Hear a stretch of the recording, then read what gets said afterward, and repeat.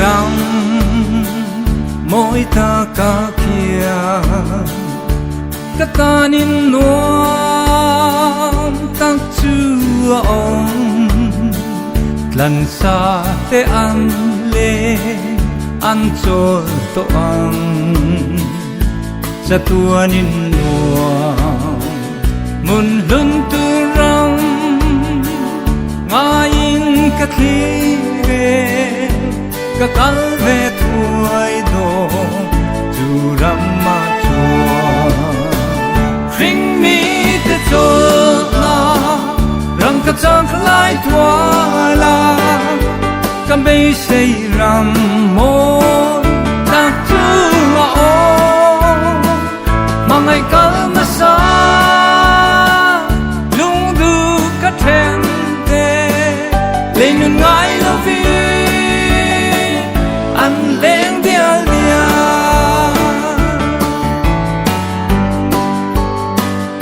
oi na khove lung ngai kara ka chua san don sing tiang kho har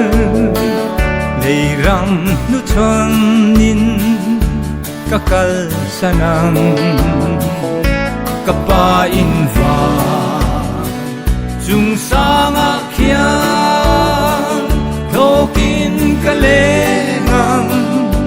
ka ki le to lo le ram ma hia ring mi te to na rang ka chang lai tua la kam be sei ram mo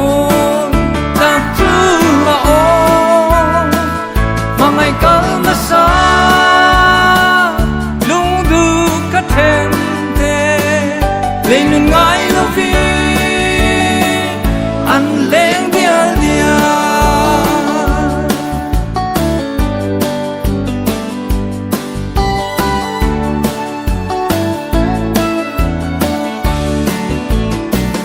rin din ka thi an le na ram mangai lal pa an fa to a kei po ka khen ang sa tua na ta ka ngai lal pan min lo chenin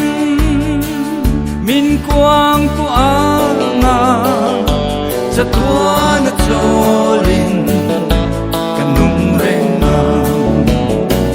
ring mi te chol na rang ka chang khlai tua la kam be sei ram mo tak chu a o mangai kal ma sa lung du ka then te le nun ngai lo vi an leng dial dia ring mi te chol na rang ka chang khlai tua la kam be sei ram mo tak chu